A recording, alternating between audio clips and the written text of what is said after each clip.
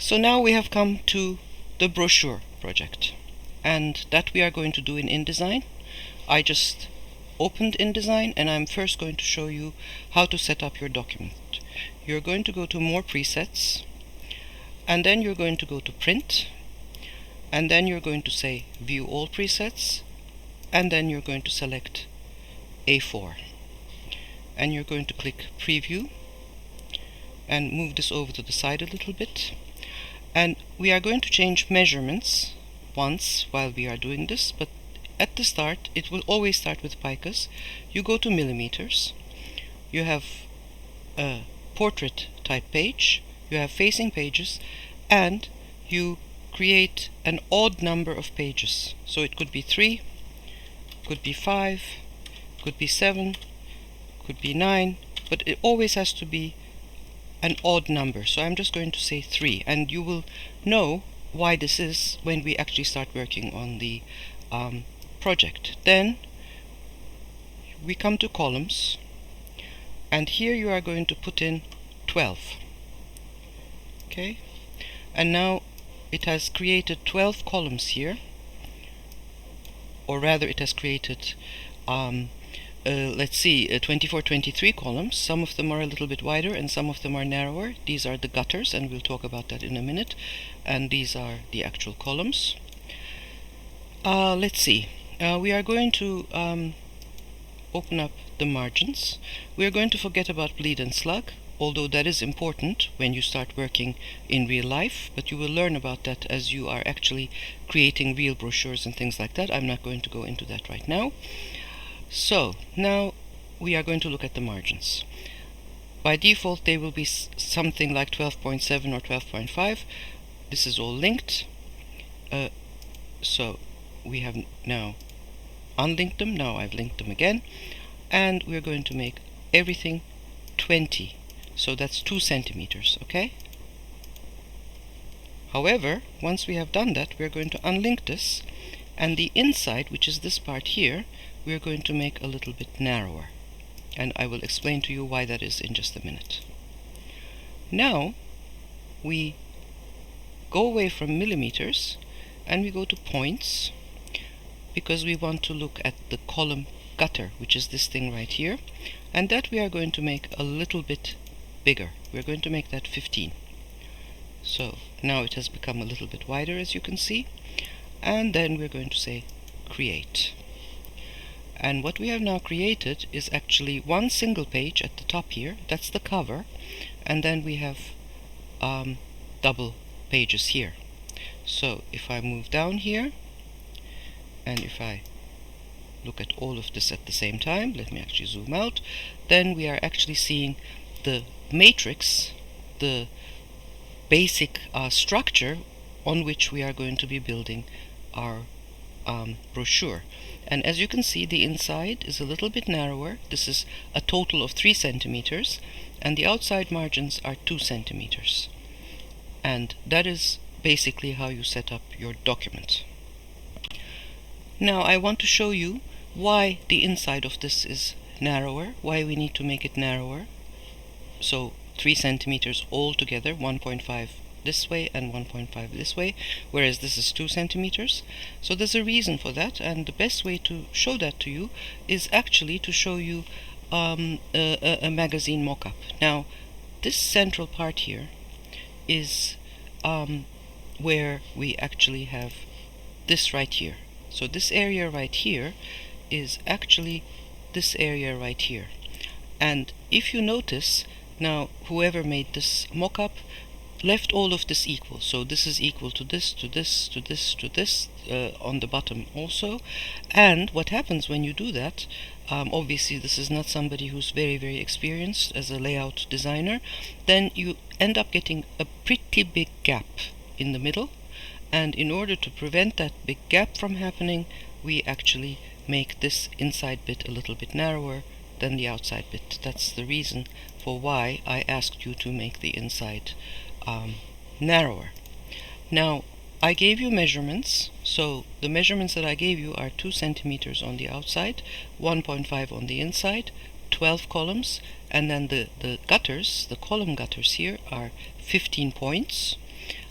and basically you do not really need to change those. The values that I gave you are pretty much the ones that you should be using as well, because the creative work that happens is actually going to happen on this area.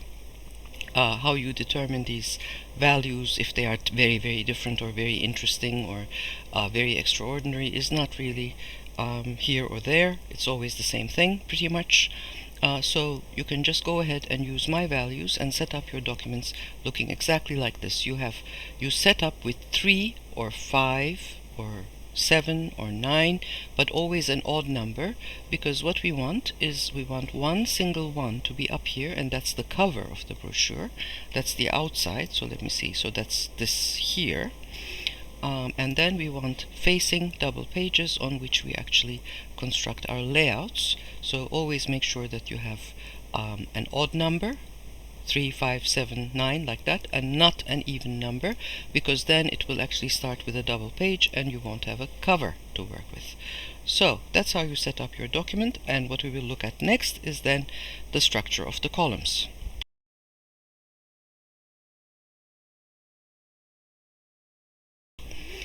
So I have added these boxes to show you how the columns work. Now, if we want to create a design that is composed of 2 columns, then basically what we do is we take the first, the second, the third, the fourth, the fifth, the sixth column, because we have 12 altogether, remember, and we also add the gutters into that, and then we use this as a column. So that way we have 2 columns. Now, there has to be an empty space between columns, and that's the gutter. So you have to be very careful with that. So to just show you, let me just move this over here. A column can never end here. It can never end on one of these narrow pieces. It always has to end on one of the thicker pieces, because the narrow piece is actually the column. So if you had made this like this, so you accidentally go over and end it on the narrow bit, on the gutter, then what would happen is that this column would butt right up against this column, so the text here would get mixed up with the text here, and that is something that we obviously don't want. So you always have these spaces in between the columns. So you calculate 1, 2, 3, 4, 5, 6 and make your box as a guide. Obviously we're not going to have these boxes, we're going to have text and images and things like that instead, but just to show you how it works, I made the boxes. Then you can have a system that consists of 3 columns, in which case you have 1, 2, 3, 4, okay, and then you have the space, then you have 1, 2, 3, 4, plus the gutters, obviously, those get factored in as well, and then 1, 2, 3, 4, and then that creates that system. But you can also have a 4-column system, in which case the columns would end up becoming very narrow. So we would usually be using those either for small pictures or for photo captions and things like that. We would not really be putting paragraphs text into them, but you can conceivably also have a system that consists of 4 columns, 1, 2, 3, and then also added in are the gutters. Then there's a space, 1, 2, 3, space, 1, 2, 3, space, 1, 2, 3, space. Okay. Now, what you can also do, however, is you can create things that have different, so these are all symmetrical, but you do not necessarily have to always be symmetrical. You can also, for instance, make 5 columns, hold on, 1, 2, 3, 4, 5, 6 columns, 1, 2, 3, 4, 5, 6, and then let me just move this over, 7. So you can have one wide column like this, so that consists of 1, 2, 3, 4, 5, 6, 7, and then next to that you can have a narrower column that you start from here, you leave the space, and then you go all the way to the margin, and that way you have 2 unequal columns. But you could also make this even less, so you could have 1 here, which is 1, 2, 3, 4, and then you could have 1 here, which is 1, 2, 3, 1, 2, 3, 4, 5, 6, 7, 8. Okay. Now you could also, of course, have a column that goes all the way across your layout like this. However, this you would basically only really be using for images. For text usage, this would be way too long, and people would have a hard time reading your text. Now, the way that this all works is it is based upon a system of modularity. And if you go to this tutorial on my website, it's the first one from the top, this one here, and then if you scroll down a little bit, or if you actually go to the side anchor menu here and click on understanding modularity, then I'm showing you examples that are actually closets. And if you have ever done any so let's see, what do I have anything here that is of interest before that? No, I don't, so let's just stay here. Now if you have ever done any shopping at IKEA for a closet, then you will know already that their closets are made out of modular systems, which all are sorry, I lost my language here for a minute, which are all multiples of one basic unit. So this is the basic unit, and then this is twice that, and then this is twice that. Now this is the same width as that, but it's a little bit longer. So let's look at another example. So it's 66.5, 66.5, it's always the same thing. But then you could also conceivably have modules in this particular structure, which would be 66.5 plus 66.5, and then whatever this little piece of wood here that separates them is would need to get factored in. So let's say that that's 3 or 4 centimeters. So it would be a total of whatever that number, this little number here, and this little number here add up to, and then that would be a wider module, which would correspond to this right here. So here we have 1, 2, 3, 4, 5, 6, 7, 8, 9, and then here we have 4, and then here we have 1, 2, 3, 4, 5, 6, 7, 8, and then 1, 2, 3, 4, and then we have the total of that. So it always works based upon a modular structure. So let's go back to here and let's look at the final picture. Again, we have the same thing. So here we have the wider module is 86, the other two are 42.2. This is the same, and then if you add these two up, then you will get 84.4.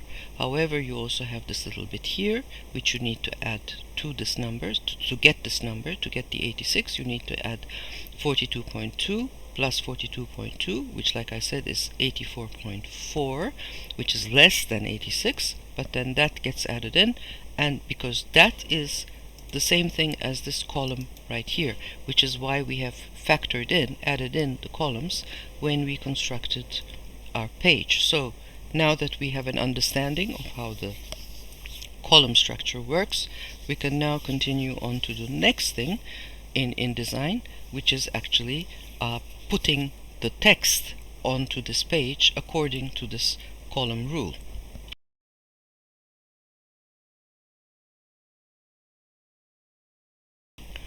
So now we will add text. So you go to the type tool right here, and I'm just going to use this column right here, and then you just put a text box which is exactly as wide as that column. Now there's nothing in it right now. What you can do is you can say fill with space holder text, in which case it will fill it with some kind of text. However, I do not advise anyone to use the Latin Lorem Ipsum text, which is actually what this is, because it isn't really real text. There are a lot of words that just have 2 letters, like this, here's this is actually a word in Latin, or maybe this is 2, but we don't have those many 3-letter words in contemporary languages, so it doesn't really look natural. So instead of that, what I advise everyone to do, for the Turks, this is actually quite easy, because there's a wonderful Lorem Ipsum generator in Turkish, which generates real text, which is real Turkish. It's not some gobbledygook. And incidentally, in Turkish we don't use the word Lorem Ipsum for generated text. Now, Lorem Ipsum is the name for generated text, for placeholder text, for what, when I went here and filled with placeholder text, the kind of like common name that everybody knows is Lorem Ipsum, or Lipsum, actually, that's another way of saying it. There are a lot of generators online that will generate Lorem Ipsum text, but we are lucky with the Turkish. The Turkish Lorem Ipsum generator is actually excellent. Unfortunately, we don't have something that is as good as this Turkish Lorem Ipsum generator in other languages, in English rather. We have a lot of listings here, but then I looked at all of them, and none of them create text which makes as much sense visually. I mean, obviously when you read it, it doesn't make sense, but it makes sense visually when you look at it. We don't, unfortunately, have that in English, or rather maybe we do, but I couldn't find it. So, for example, here we have one generator, Lorem Ipsum Info, which appears to be quite a famous one. So they have other languages character sets, and funnily enough, they don't have English. So I don't even know what that is all about. Why wouldn't they have English? So you can generate in other languages. However, let's see. So if I were to say, for example, say artificial language Esperanto, and if I were to generate it, it would generate something for me, but this also looks quite silly. There are a lot of very, very small words in here, which is something that we don't want. We want something that is more or less realistic. Then we have this one here, where you only get this here. You don't get anything else. So I don't even understand what that is all about. We have the famous Lipsum.com website, and what I would advise the international students to do is I would just go down here and copy paste text from here, because that is real text, that is real English text, and it has the right number of small words and longer words and so on and so forth. Unfortunately, what that will mean is that you will always have only these two paragraphs to work with, because again it doesn't give you any more. Well, there's a little bit here that you can maybe use, there's a little bit here, so this is really basically pretty much your only option. However, I'm just going to take this here now. They always put this slug at the end. Nedir, ne demek Türkçe Lorem Ipsum? I would delete that, but I'm just going to copy this. Control C. I don't use that copy option because it doesn't seem to work. Now I'm going to select all of this text, delete it, and then paste in the Turkish, except that I deleted that final bit at the end. And then I'm also going to take another one, another paragraph, and again Control C and Control V. So now we have the basic text, which is Minion Pro. We don't want that. We want to bring in our own texts, so we are going to look at how we do that as well. But whoops, just made a mistake here. This is something where you have to be careful in InDesign. It does not automatically go back to the selection tool. You actually have to remember to click outside and go to the selection tool. Okay? So this is the dummy text that you are going to be using for your paragraphs. You are obviously not going to be using dummy text for headlines and subheads. That's something that we will get to very shortly, but for the dummy text, for the paragraphs, you are going to be using Lorem Ipsum text. But do we want this Minion Pro? Do we want their values? No, of course we don't want their values. So let's first talk about how to format text, okay? Now I'm just going to make this a little bit longer here so that we see this paragraph here. Now I'm going to just select the whole thing and then go and look for my own fonts. So what I'm going to use is Barlow because that's the text that I was using for the Tekiref and branding, and this what I'm going to be doing here is going to be a part of that. So condensed regular, I just want condensed regular for the basic text, but I want the leading between the sentences to be, well, I want it to be 12 points. I'm not going to change that, but I want the leading to be just a little bit wider, so I made that 15 points. And now what I'm going to do with this selected, I'm going to go to basic paragraph, edit, and then I'm going to say new style, new paragraph style. Okay, it's going to open up a new window, and I'm going to say paragraph style, well, paragraph, I don't need to have the word, paragraph Barlow semi regular, because this was regular text, remember? And then I'm going to put in this value here, 12 points, and this value here, 15 points, so that I remember in the list that that is actually the value that I have. So I made that here, put that here, so I have now a new name for the I don't even need this word paragraph. Probably I will be able to recognize by the point size that this is actually a paragraph text. So let's just well, actually let's keep it. Now let's go to the basic character formats. We have to go down this list, well, not all of it, but some of it. Basic character formats, Barlow semi-condensed, regular. I can't change it to any other weight from here. I would need to go and find that from here. The size is 12 points, the leading is 15 points.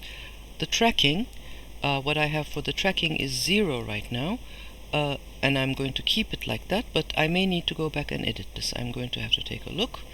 Now we go to advanced character formats. You can ignore these, but then we come here, and this is now an important one, because in the paragraph breaks we want a break between the paragraphs. So I'm actually going to make the space after 1, 2, 3. So there's going to be 3 points, 3 extra points, or rather let me even make it 4 after the paragraph. So now OK, and OK, and now let's select this again and do this, and as you can see it has opened up. So let me just move this over here so that we can actually see it properly. It has opened up the space between these two paragraphs, and that is something that we need, and we will probably also need to edit this a little bit, this text. But in order to be able to see what I'm doing properly, I'm actually going to go to the preview mode, which you do by just pressing W. So now I no longer have all of that column junk, which was quite a bit. I got rid of all of that so that I can see this text clearly. Now, and I'm just going to move this over so that I can actually see what I'm editing. So I go to the basic character formats. The tracking here appears to me to be a little bit too wide, so I'm just going to make that -10. Okay, so it's already showing me what that looks like. Let's try -20. Yes, -20 might even be better for the paragraph text, for the body text, for the small text, which has a lot of text that people need to read, and we do need to have a condensed or semi-condensed font for this. So people, those of you who do not have semi-condensed fonts that you are working with, you are going to have to go and find a big family that has semi-condensed fonts and start working with those. Okay, now for the paragraph break, I'm just going to go here. The space after is 4 points here. Let's see what that will look like if I make it 5 or if I make it 6. So this is a more clear separation. It is not as clear. It is not like doing an enter paragraph break, which is something that we absolutely do not like to do in layout design. We don't want to have our paragraph text breaking up like that, so we do it like this, space after 6 points. Okay, but now let's look at something else. So I'm just going to press W again and just put this over here. And now let's just add another text box. Leave it empty like this.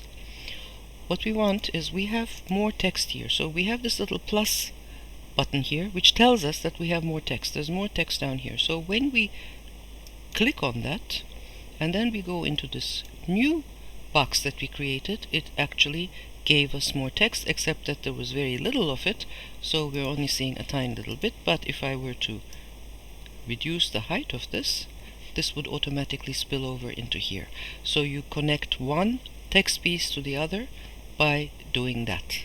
Here right now it's not going to show us that little plus because this is already linked to here, but if I delete this, then it will automatically give me that little red plus, which is going to tell me that I'm going to need to, there's more text here, and I'm going to need to link it to another text box, which I make exactly as wide as the other one. So this is 6, and this is 6 as well. So let's go back to this one.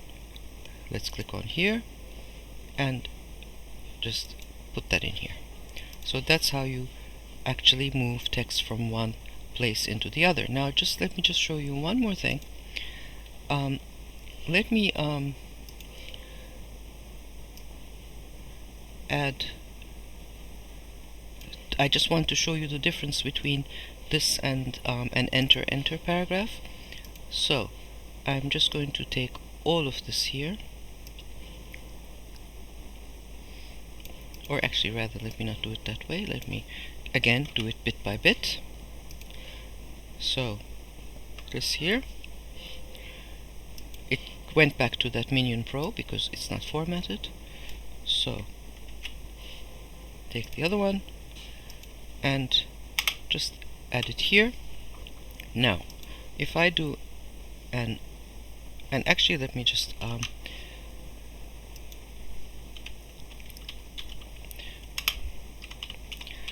make it exactly like the other one. So this was 15, I think, so let's make this 15 as well. And the tracking was -20, so it should be exactly the same thing now. Oh, sorry, this is semi regular, and this is it's semi-condensed medium. That's why it looks different. I want it to look exactly the same. So Barlow semi-condensed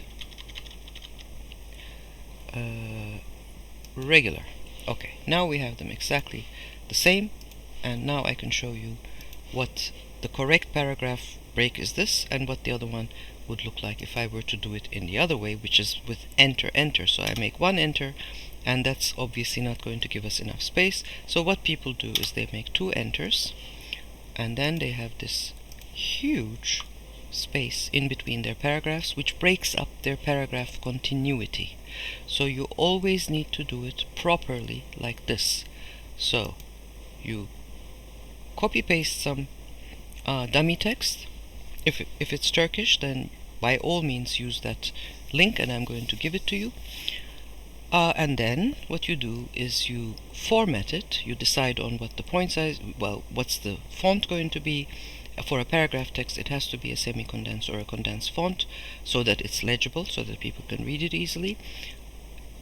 12 points, 15 points, whatever, and then you create a new paragraph style, and you do that first. You do that before everything else, and this then is the wrong kind, because here we do not have this. So if I go back to here and go here, I have this space after 6 points, and that gives me the correct paragraph value.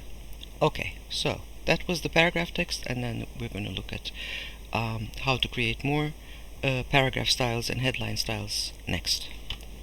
Now I've put a whole bunch of body text on this page to show you some wrong usages and correct usages. So I still have the blue boxes. They're on a separate layer.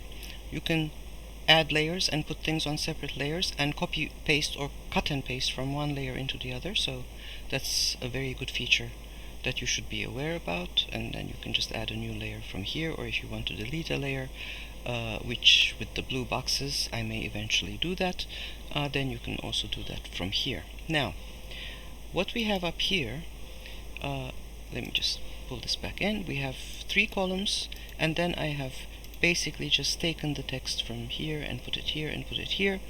And if we close this, this actually looks pretty okay.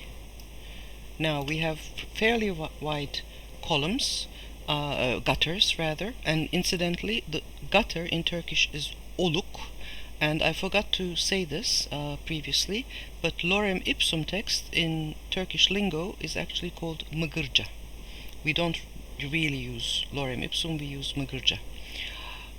So it does look like as if there's a space here, but when we look at this one here, this column gutter is actually pretty correct.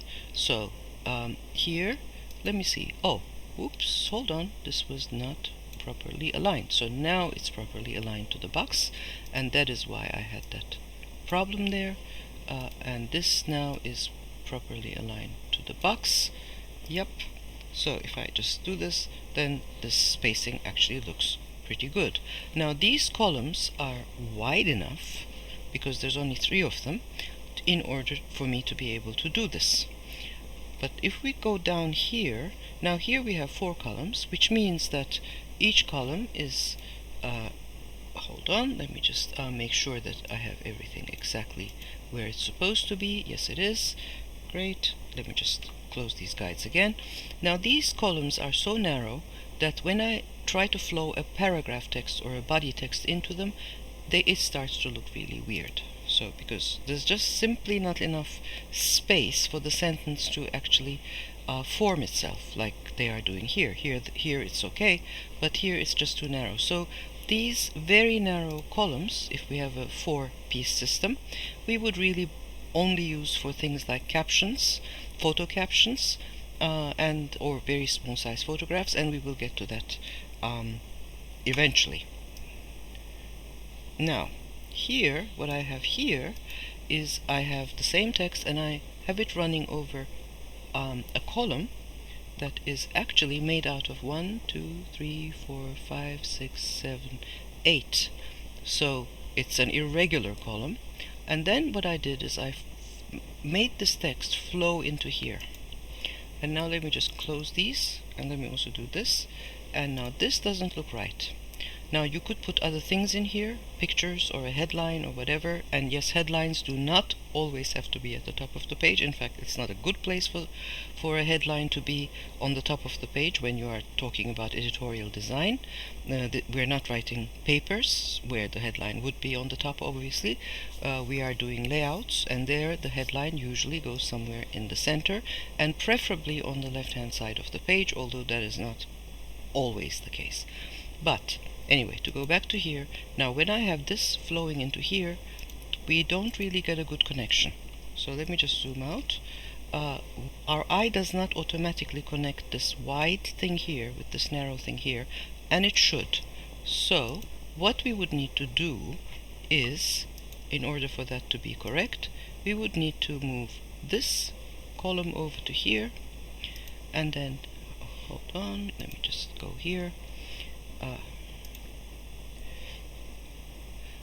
Hold on a second. Let me just close this real quick so that I can actually grab this, and then move this column over to here, and then take this text here and open it up to here, so that what we get is a continuity between this and this, a visual continuity. The reader of your thing, your brochure or your magazine or whatever it is, needs to find these kinds of continuities, visual continuities. And what we had before, I don't know how, yeah, okay.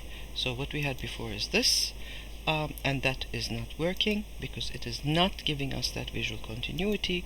So what we would absolutely need to have is to pull that over here, or we could have done the opposite, of course. We could have done this. So let me just open this. We could have I'm just going to bring this back to, let's see, 1, 2, 3, 4. I always have to count. Sorry about that. And let me bring that to here. 1, 2, 3, 4, 6. And now let's just close this and open this. Sorry. So I could bring this here, and I could bring this here, so that we have two columns which are equal, that create a continuity, and then that would be okay as well. So you need to pay attention to textual continuity. You need to pay attention to not having columns that are so narrow that your paragraph text is not going to look right. It's not going to be long enough to form sentences. And then also one other thing that a lot of people worry about, and you don't need to, is in terms of alignment, you don't really need to worry about things not fitting on the bottom. They could be different. What is important is that they are actually aligned on the top. If they are aligned on the top, and then if one of them is a little bit longer or quite a bit longer, then that is not really going to make a difference. And don't kill yourself trying to make this work, because it will never work. So just let it be.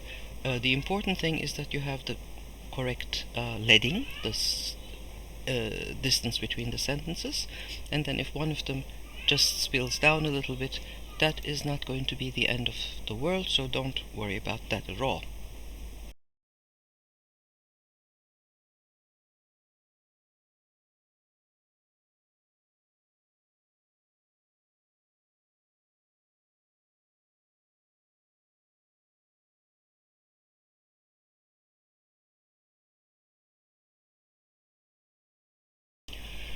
So now I have continued a little bit, and what I have done is I have just made a duplicate of this here, and I have changed all the values because I now want to create some paragraph entrance styles. So what I did with this one here, this is still regular, just like this one here, and this is 14 points now, this is 12. Let's see. Why am I not seeing everything that I need to see? Okay, what about if we do this? Okay, now we can see it. 12 points and 15 points. And then when we go here, it's 14 by 16, so it's a little bit bigger. And this is still regular. Now this here is medium, so it's changed, but it's still the same point size and the same leading. And then this here is actually light, and this is still 14 by 16. So now I want to make these into new paragraph styles. So I need to start from the one that already exists, and I need to say new paragraph style. So I need to give it a name, paragraph entry, Barlow, SR, and let me just go here to remember 14 over 16, right?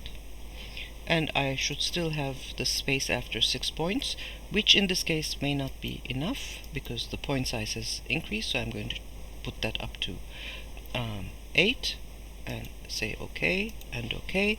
And now what we should have here is we should have a paragraph entry regular 14 over 16. Now again with this one here, this is based on this, so I just click edit and then I go new paragraph style. It opens up my window, and let me just go here to do that. Paragraph entry,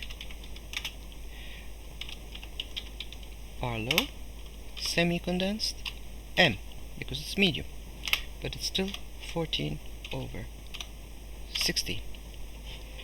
Okay, so now we should have this in this list as well, and sure enough we do. And then I would basically just do this with the third one so that I have different alternatives for my entrance texts, paragraph entry texts. And so that is how you create a whole menu of paragraph styles. So I have made a whole bunch of styles paragraph styles. So if I click on one of them, we see the whole list. I have, let's see, 1, 2, 3, 4, 5 different headline alternatives. So if I click on a different one, it will go to a different one. And then I have a whole bunch of subheads, 1, 2, and then I have a number of them down here. All of them are different things. So if I click on this, it'll be something different. If I click on this, it'll be something different. Now the subheads, and then I have paragraph entrances. So let me just go back to here. These are paragraph entrances, so they are a little bit bigger than the actual paragraph text. However, I am looking at this now and I think these need to become a little bit bigger. So I'm actually just going to edit one of them right here in front of you. So let's go here. Now this is 14 points and I think it's going to have to get bigger. I think it's going to have to become like 15 or maybe even 16 points. Yep. And then the leading is also going to have to increase a little bit to like 17 or maybe even 18. Yeah, 18 looks about right. So I have now changed this. So same with this one here. This is paragraph entry Barlow 14. But what I should also have done is I should have also changed this right here. So this right now, this is 16. This is no longer 14. This is 16. And the leading is 18, so I should have changed that as well, which I now did. So let's go to this one here and also edit that. So I need to also, I'm keeping these consistent. I need to bring this up to 16 and 18 as well.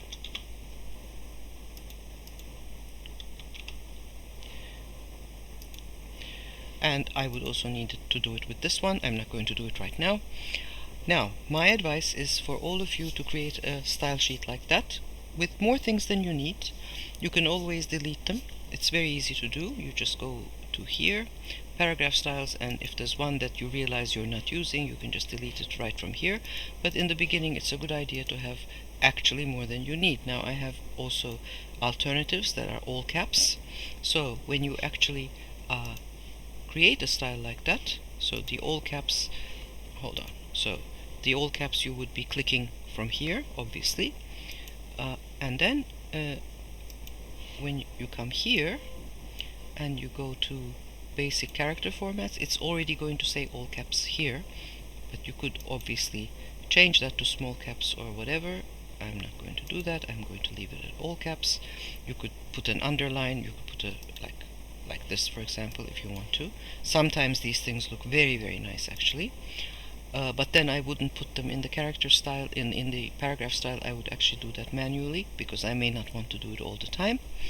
So that's how it goes, and that brings us to the end of the paragraph styles, which you would need to or rather my advice is to actually not be lazy and do this.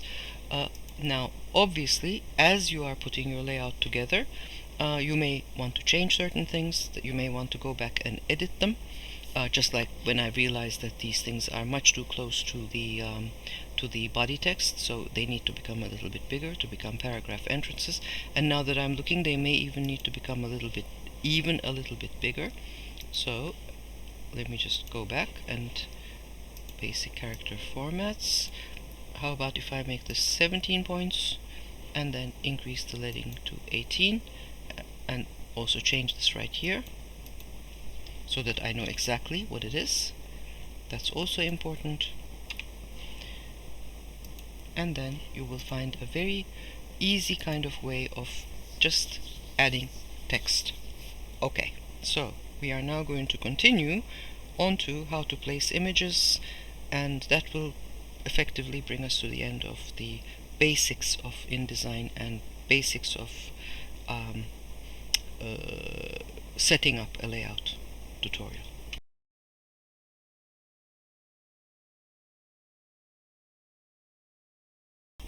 Now, when you want to add pages rather to your layout, then all you really need to do is you need to go here and go duplicate spread, and it will give you a copy of the original page that you duplicated. Now we're going to do something different here now, so obviously I'm going to delete all of that and have a brand new page. And basically what I want to show you is how to place images in InDesign.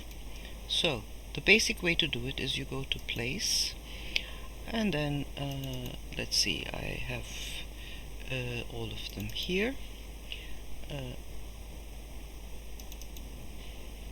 So let's say I want to add this image here.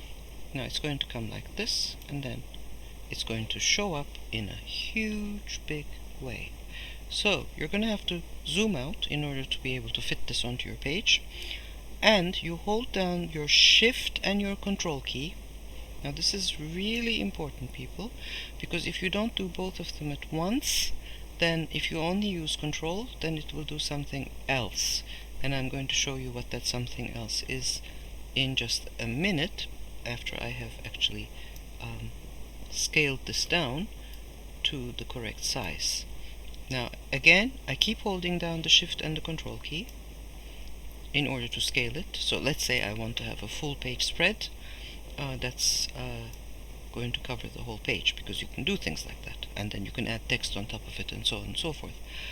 Now if I don't hold down the Shift and the Control key and just start playing around with these handles, all it will do is it will just eat into the picture. Okay, so let me just zoom in here. So just watch these spoons, they're just disappearing, but nothing else changes. The picture isn't getting scaled down, the crop changes. That's when you do it without holding down any keys at all, then all that happens is the crop changes. Now if I click this here, there's a little bit left over here, as you can see. I can move this over, I can just drag it like that, and then what I can do, I can again click Shift Control and make the image bigger, and then drag it around like this. Now if I don't hold down Shift Control, if I only hold down Control, then it will not work. It will not oops, sorry, I made a mistake actually, people, because it actually does do that. If I just press down Control, then I can just reduce the image within the actual frame. So I would still need to move it around like this. So as you can see, there's like a bigger orange thing around it. But if I press down Shift and Control, then I can actually scale the image. So the only way to scale it up and down is actually to use Shift and Control. Now, so that's the first basic way of importing an image. And let's just move this over to the side here. But then there's another way of importing an image, which is, let's say you have a box like this and you want to put something inside this box. Now while this box is selected, if you say place, and let's say I want to put this in there, it'll go in here. Okay, it'll just go inside the box, but then again you would need to scale this. So what you would be doing is, hold on, let me just do this here and press down Control, and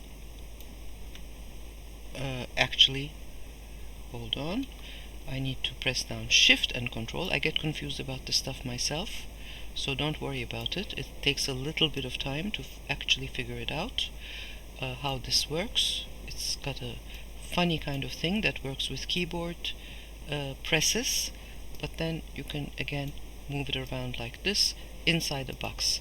Now obviously if it's just a box, then why would you bother? You wouldn't bother, right?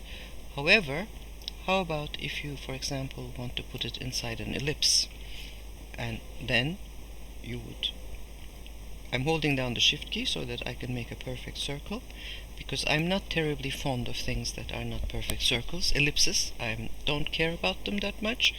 Again, File, Place. So let's get the same one.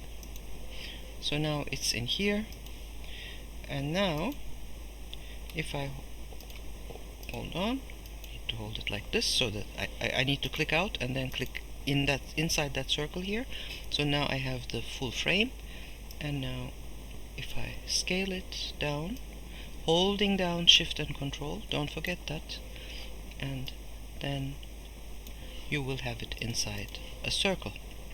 Now this circle actually has a stroke around it, and you may want to keep that stroke. I have no idea.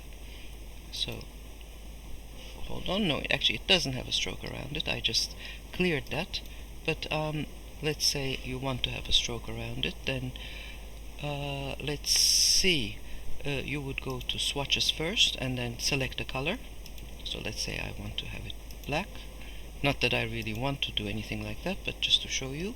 And then I can increase the stroke width from here if I want to. And let's see, is there a way of doing it from the inside or the outside? No, so it doesn't work like Photoshop in that sense, but that's how you can also put things inside irregular shapes. But then also, of course, you could import a path and then also use that as a shape as an image container as well.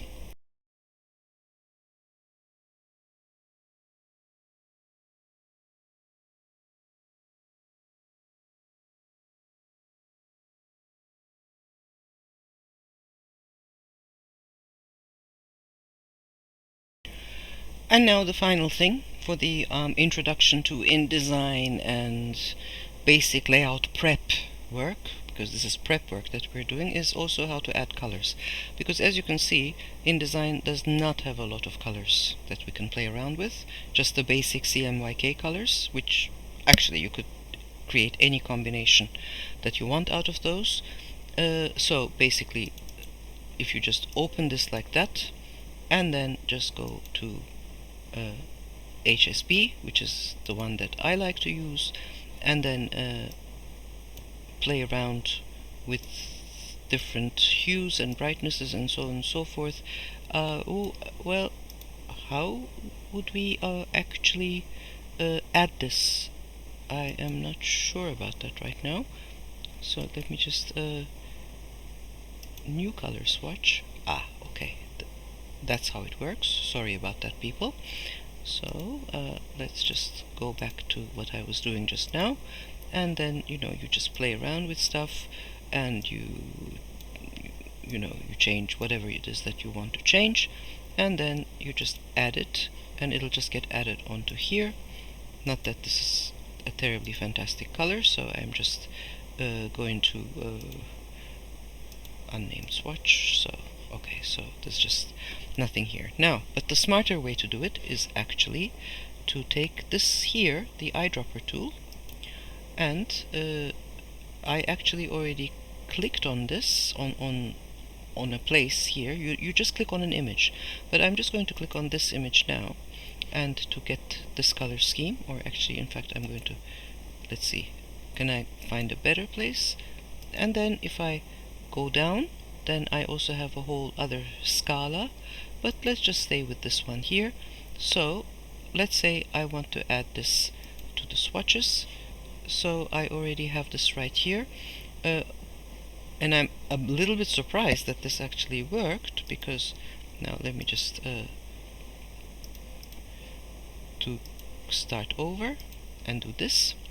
And what should have happened is that I should actually have clicked on alt click, and it didn't tell me to do that, so I'm a little bit surprised by that it worked without the alt click, because normally it works with the alt click. But in any case, this is how. So let's go to the dark, and so we have the darker colors, and then let's go to the muted, and let's click on that. So I have now added in a whole bunch of colors. Now I would probably not keep them in separate folders. And some of them are very similar, so I would probably delete this one here, but then I would probably add this one into here. I would put this one here probably, but then with this one I would probably delete it. This looks very, very similar to the other one, so I would delete that one as well, and then I would delete the dark theme folder altogether. Delete this. This looks very similar to this, so this can go as well. This looks a little bit different from that. Yeah, it's a little bit more beigey. This looks different, so this can go in here. But this, again, this looks almost exactly like the other one, so this can go away as well, and then we can delete this. And then we have a whole bunch of color swatches inside a folder, and we can rename this folder, obviously. So let's see, how would yeah, like this. So I would just give it a name, earth colors or something like that. And then and this one here looks pretty awful, I think, this combination here, so this one I would delete altogether, but this one actually looks quite nice. And what I would probably also do is I would arrange them by tone, so that I have, so this can go on here, and then these two are actually very similar, so we can get rid of those.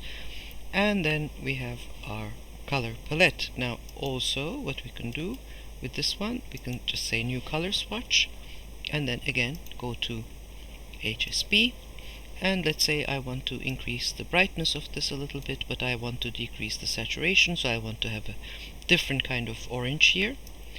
And then I just say add, and it'll just add it right into that folder there. And those are your colors, people. And that effectively brings us to the end of the prep work for the actual layout tutorial, which will be coming up next, so hold tight for that.